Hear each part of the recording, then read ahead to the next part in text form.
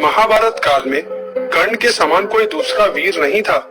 जितना सत्य यह है उतना ही सत्य यह भी है कि कर्ण के समान कोई दानी भी नहीं था। इसलिए कर्ण को दानवीर कर्ण भी कहा गया है।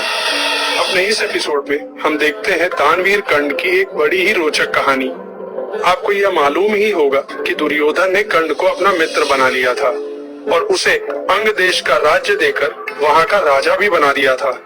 कर्ण के बारे में यह सभी जानते थे कि वह दानी प्रवृत्ति का है तथा दिन में एक दान अवश्य ही देता है। बताते हैं कर्ण के पास दिन में जो पहला याचक आता था उसे वह कभी खाली हाथ नहीं लौटाता था, चाहे वह पहला याचक कर्ण के प्राण ही क्यों न मांग ले। कर्ण की इसी बात का फायदा उठाकर ही भगवान कृष्ण ने कर्ण से उसके कवच और कुंडल दान में ले लिए थे। इस तरह के दानी राजा कर्ण को पाकर अंग देश की प्रजा बहुत सुखी हो गई थी। कहा जाता है कि कर्ण के दानवीर होने की बात चारों तरफ फैलने लगी थी। इस कारण भगवान कृष्ण ने एक बार अर्जुन के सामने कर्ण को दानवीर कह दिया था, परंतु अर्जुन ने भगवान कृष्ण की इस बात का विरोध करते हुए यह कहा था कि जितना दान मैं देता हूँ उतना दान वह छोटे से अंग देश का राजा कर्ण कैसे दे सकता है।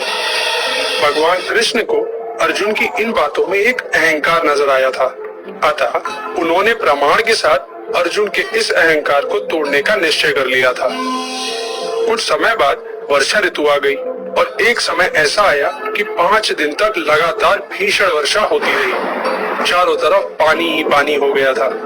5 दिन बाद वर्षा जैसे ही कुछ समय के लिए रुकी तो एक गरीब ब्राह्मण अर्जुन के पास आया और उनसे यह याचना करने लगा कि उसके पिता की मृत्यु हो गई है और उसे उनकी चिता जलाने के लिए सूखी चंदन की लकड़ियां चाहिए।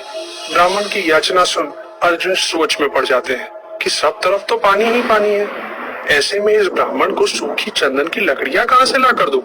बहुत सोचने के बाद भी जब कोई रास्ता नहीं दिखता है तो अर्जुन उस ब्राह्मण से क्षमा मांग लेते हैं।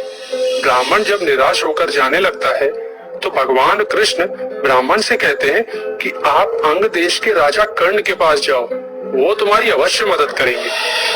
भगवान कृष्ण के इस कथन से अर्जुन के अहम को धक्का लग जाता है और वह कृष्ण जी से बोल पड़ते हैं कि चारों तरफ पानी ही पानी भरा हुआ है, ऐसे में कर्ण कहां से चंदन की सूखी लकड़ियां लाकर देगा।